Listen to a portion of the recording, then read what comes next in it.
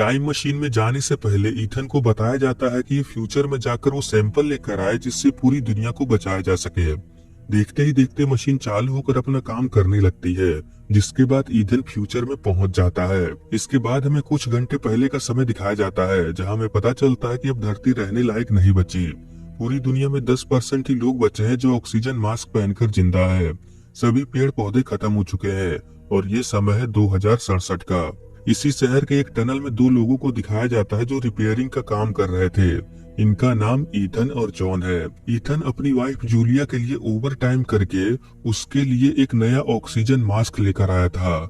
यहाँ पर मैं आपको बता दूं कि इस दुनिया में ज्यादातर लोग ऑक्सीजन के लिए ही काम करते हैं, मगर अब इस ऑक्सीजन की वजह से लोगों में एक अजीब तरह की बीमारी फैलना शुरू हो चुका है, जिसकी वजह से वो लोग ज्यादा दिन जिंदा नहीं रहेंगे। जूलिया को भी ये बीमारी लग चुकी थी। ईथन जूलिया को खोना नहीं चाहता था, इसलिए वो ज्यादा से ज्यादा मेहनत करके जूलिया के लिए नए नए ऑक्सीजन लेकर आता था। ईथन की जिंदगी में सिर्फ इसकी वाइफ ही है।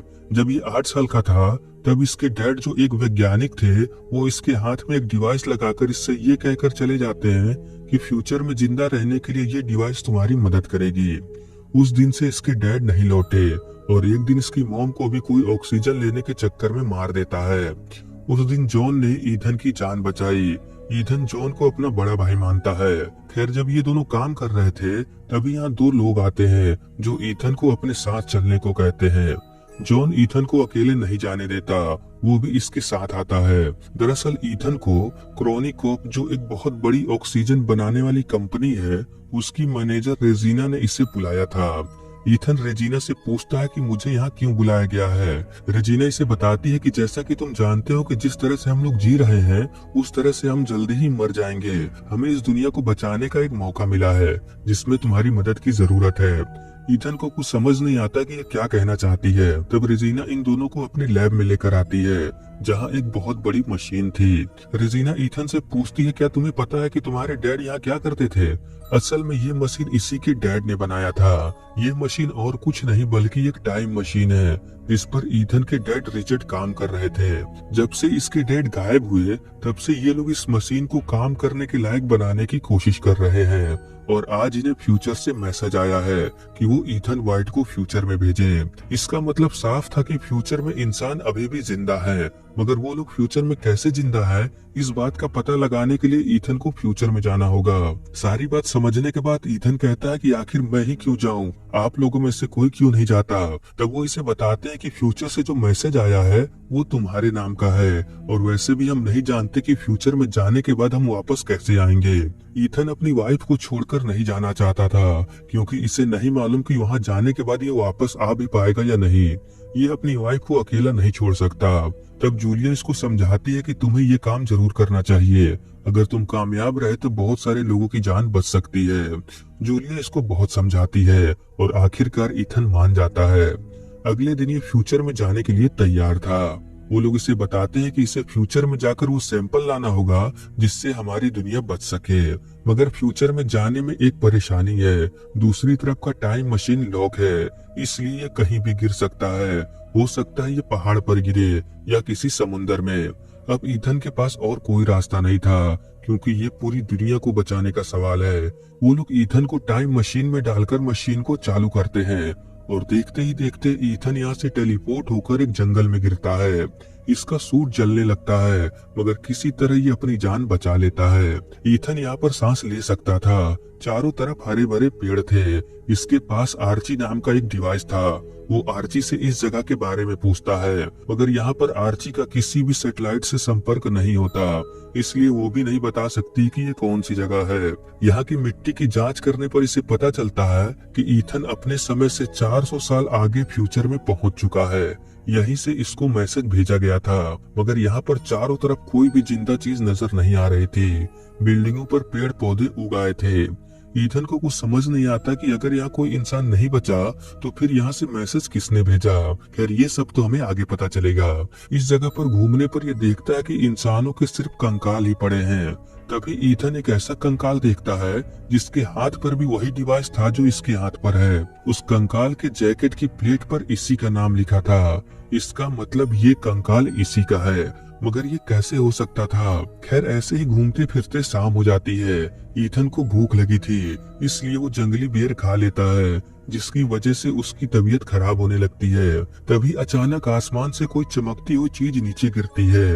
असल में वो चीज कुछ और नहीं बल्कि इसका साथी जॉन था। ये ईथन को इंजेक्शन लगाकर इसे बचा लेता है। अगली सुबह ईथन जॉन से पूछता है कि तुम यहाँ क्यों आए? मैंने तुम्हारे भरोसे ही जूलिया को वहाँ अकेला छोड़ा, अब उसका ख्याल कौन रखेगा? तब जॉन इसे बताता है कि वो इसकी जान बचाने यहाँ आया, इसने जहरीली बेर खा लिया था। इसके साथ यहाँ जो भी हो रहा है वो आर्ची हमें बता रही थी। ईथन कहता है कि आखिर तुम ही यहाँ क्यों आए? उन लोगों ने किसी डॉक्टर को क्यों नहीं भेजा? तब जॉन इसे समझाता है कि कोई भी अपनी जान गंवाना नहीं चाहता, तुम मेरा परिवार हो, इसलिए मैं यहाँ आया। इसके बाद ईथन जॉन को अपना कंकाल दिखाता है, जिसके सर पर गोली लगी थी। यानी कि अगर ये कंकाल ईथन का है तो इसके साथ भी यही होगा। मगर जॉन ये मानने को तैयार नहीं था कि ये कंकाल इसी का है। खैर अब इन्हें अपने समय में जाने के लिए वो टाइम मशीन ढूंढनी थी। ढूंढते ढूंढते ये दोनों उस टाइम मशीन के पास पहुंच जाते हैं। मशीन एक्टिवेट होने के लिए ईथन का डीएनए सैंपल लगता है। ऐसा होते ही ईथन के हाथ में जो डिवाइस था वो लाल से हरा हो जाता है और वो टाइम मशीन चालू हो जाती है, जिसमें 4 घंटे का टाइमर शुरू हो जाता है। ईथन जॉन से कहता है कि जरूर यहाँ कुछ गड़बड़ है, क्योंकि जिस कंकाल के हाथ में जो डिवाइस था उस पर हरा लाइट जल रहा था और ये मशीन एक्टिवेट होते ही मेरे डिवाइस में भी हरा लाइट जल गया। इसका मतलब मैं भी वही सब कर रहा हूँ जो पहले ही हो चुका है। जॉन इसे समझाता है कि ये सब तुम्हारे दिमाग की कल्पना है, सच ये है कि हम दोनों इस मशीन को सही करके अपने समय में जाने वाले हैं। तब ईथन कहता है कि अगर ये सच है तो फिर तुम्हारे पास गन क्यों है? जिस पर जॉन कहता है कि ये हमारी सेफ्टी के लिए है। अब ईथन को जॉन पर शक होने लगा था, इसलिए ईथन आर्ची से यहाँ की वीडियो रिकॉर्डिंग प्ले करने को बोलता है, जिस रिकॉर्डिंग में इसे पता चलता है कि जो मैसेज रेजिना ने बताया कि वो उन्हें अभी अभी मिला है, वो दरअसल बहुत समय पहले इसके डैड को मिल चुका था। दरअसल रेजिना और इसके डैड उस टाइम मशीन को इसलिए बना रहे थे ताकि ये पूरी दुनिया को बचा सके, लेकिन रेजिना ऐसा नहीं चाहती थी। उसका मानना था कि इंसानों ने धरती को गंदा कर दिया है, इसलिए जो हो रहा है उसे होने दिया जाए। जब सभी इंसान मर जाएंगे तब ये धरती अपने आप पहले जैसी हो जाएगी। रेजिना उस टाइम मशीन का सिर्फ अपने लिए इस्तेमाल करना चाहती थी ताकि वो अपने कुछ खास लोगों को लेकर फ्यूचर में जा सके। ये सब जानते ही ईथन के डैड अपने बेटे को जिंदा रखने के लिए उसके हाथ में वो डिवाइस लगा देते हैं और इसी डिवाइस से दूसरी तरफ से टाइम मशीन का दरवाजा खुलेगा। रेजिना के शैतानी दिमाग को जानकर रिचर्ड इस मशीन पर काम करने से मना कर देते हैं, जिस पर गुस्से में आकर रेजिना ईथन के डैड को मार देती है। यहाँ पर हमें पता चलता है कि जॉन रेजिना का ही आदमी है, जिसे रेजिना ने कहा ताकि ईथन को पाल पोस कर बड़ा करे जब तक ये मशीन को कंप्लीट न कर ले। और जब इन लोगों ने मशीन को पूरी तरह से बना लिया उसके बाद से तो ईथन को सब कुछ पता है। ये सब देखने के बाद ईथन पूरी कहानी समझ जाता है। रेजिना और जॉन ने ही टाइम मशीन का दरवाजा खोलने के लिए इसका इस्तेमाल किया। जॉन ईथन को समझाता है कि हाँ ये सच है कि मैं तुम्हें यहाँ मारने आया हूँ। जब तुम उस टाइम मशीन को चालू करोगे तब मैं तुम्हें मार दूंगा। यही रेजिना का प्लान है, मगर मैं ऐसा नहीं होने दूंगा। तुम मेरे छोटे भाई हो, इसलिए मैं तुम्हें बचाऊंगा। मगर जाहिर सी बात है ईथन को इसकी बातों पर भरोसा नहीं हो रहा था, इसलिए जॉन इसको यकीन दिलाने के लिए अपने आप को ही गोली मार लेता है। इस बात से ईथन को बहुत दुख होता है। अब मशीन का दरवाजा खोलने के लिए बस कुछ ही मिनट रह गए थे। दूसरी तरफ रेजिना उस मशीन के पास अपने कुछ लोगों के साथ थी, ताकि जैसे ही दूसरी तरफ से दरवाजा खुले ये अपने लोगों के साथ फ्यूचर में सही सलामत जा सके। ये अपने गार्ड से कहती है कि जैसे ही ईथन यहाँ आए वो उससे गोली मार दे। तभी अचानक इस टाइम मशीन से कुछ पेड़ पौधे बाहर आते हैं। इन्हें लगा था कि ईथन या जॉन आएगा, मगर ईथन ने तो यहाँ पेड़ पौधे भेजे हैं। उसी में रेजिना की वो वीडियो रिकॉर्डिंग थी जिसमें वो ईथन के डैड को मार रही थी।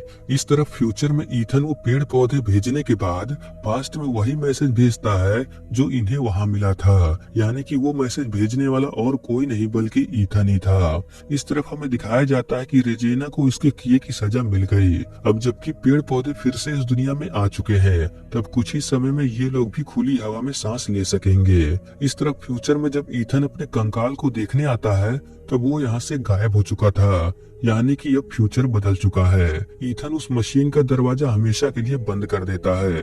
जब ये बाहर आता है तब ये देख पाता है कि फ्यूचर किस तरह से बदल गया। अब यहाँ पर इसके अलावा और भी लोग थे। ये देखकर ईथन बहुत खुश था और इसी के साथ ये मूवी यहीं पर खत्म हो जाती है।